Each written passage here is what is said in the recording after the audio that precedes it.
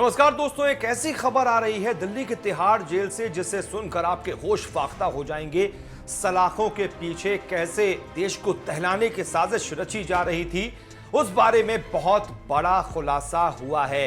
कैसे उसमें थर्मामीटर का इस्तेमाल किया जा रहा था, इस बारे में बड़ा खुलासा हुआ है। आज तक आपने सुना होगा कि किसी बड़ी साजिश के पीछे कोशिश की जाती है कि आरडीएक्स जो है वो इस्तेमाल किया जाए या फिर बम का इस्तेमाल किया जाए, बारूद का इस्तेमाल किया जाए, आईईडी का इस्तेमाल किया जा रहा था। लेकिन अब जो खबर मैं आपको बताने जा रहा हूं उसे सुनकर आपको यकीन नहीं होगा। दिल्ली पुलिस ने खुलासा किया है और दिल्ली पुलिस को भी यकीन नहीं हुआ था।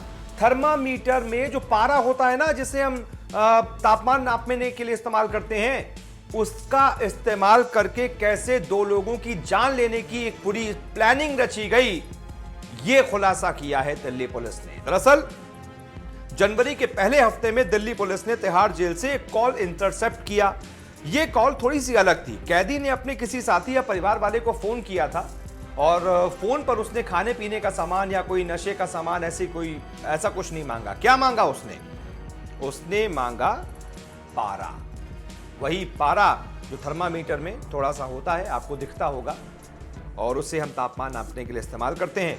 पुलिस वालों ने थोड़ी फिर पहचान बढ़ाने की कोशिश की, थोड़ा जानने की कोशिश की कि आखिरकार पारा क्यों चाहिए था इस कैदी को।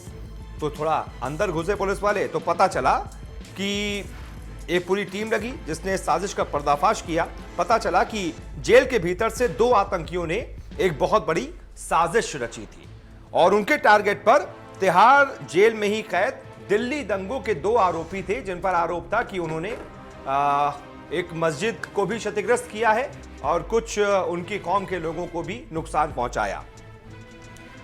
तो आपको बता दें ये दो जो किरदार थे, कौन थे जिन्होंने यह साजिश रची। पुलिस ने वो कॉल करने वाले शाहिद और उसे रिसीव करने वाले असलम पर थोड़ी निगरानी बढ़ाई। शाहिद ने कॉल किया, असलम ने उस कॉल को रिसीव किया। असलम ने फिर जाकर कई जगहों से, कई मेडिकल स्टोर से 100 थर्मामीटर खरीदे। आपको बता दें शाहिद जिसने कॉल किया था ये कोई आम कैदी नहीं है। ये गैंगरेप मर्डर का आरोप है, इस पर आरोपी है और ये गैंगरेप मर्डर के आरोप में जेल में बंद था 2015 से। उसने 2015 में दोस्त के साथ मिलकर एक महिला का गैंगरेप किया था और फिर उसे बेरहमी से मार दिया था। उसके दो बच्चों को भी उसने नहीं छोड़ा था क्योंकि उन्होंने अपराध होते देख लिया था। इतना खूंखार ये अपराधी था।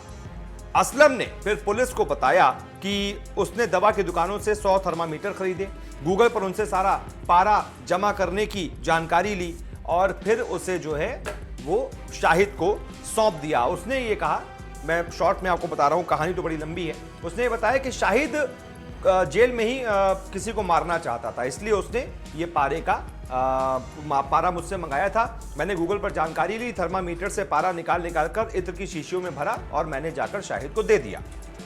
फिर जब और जानकारी जो है ली गई, शाहिद को पुलिस ने स्पेशल सेल ने रिमांड पर लिया तो उससे और बड़ा खुलासा हुआ। तार सीधा आईएस मॉड्यूल तक पहुंच गए। जी हां, आतंकी कनेक्शन भी इसमें जुड़ गया। फिर बताया गया, पूछताछ में शाहिद ने खुद बताया कि वो अजीमुशान और अब्दुस सामी नाम के दो आतंकियों के संपर्क में था। ये दोनों ही आईएस के आतंकी हैं, आईएस के ऑपरेटिव्स हैं। इन दोनों ने ही शाहिद को भड़काया कि वो उन दो लोगों को मार दे जिन्होंने कथित तौर पर पिछले साल दंगों के दौरान मस्जिद को क्षतिग्रस्त किया और उसके समुदाय के कुछ लोगों की जान ली। फिर शाहिद ने कहा कि उसे आईएस की विचारधारा में बताया गया, उसे इतना भड़काया गया कि वो तैयार हो गया ये करने के लिए। और प्लान ये था कि जब ये कैदी साथ में होंगे तो एक झगड़ा करवाया जाएगा, झगड़ा कराते हुए दिखाया जाएगा और उसी दौरान उन दो कैदियों के शरीर में पारा उतार दिया जाएगा और जैसे ही पारा उनके शरीर में पहुंचेगा उनकी मौत हो जाएगी। साइंटिफिकली पारा शरीर को एक तरीके से आपकी जान ले लेता है। तो ये पूरा प्लान था, लेकिन पुलिस ने और दिल्ली पुलिस की स्पेशल सेल ने मिलकर इसका भांडाफोड़ कर दिया और एक बड़ी साजिश का भंडाफोड़ किया है, एक बड़ा कांड होने से बचा लिया है। फिलहाल ये आईएस के जो दो ऑपरेटिव्स हैं इनसे भी पूछताछ चल रही है, शाहिद से भी पूछताछ चल रही है। ये सभी फिलहाल अभी जेल में बंद हैं। बहुत बहुत शुक्रिया इस खबर को देखने के लिए।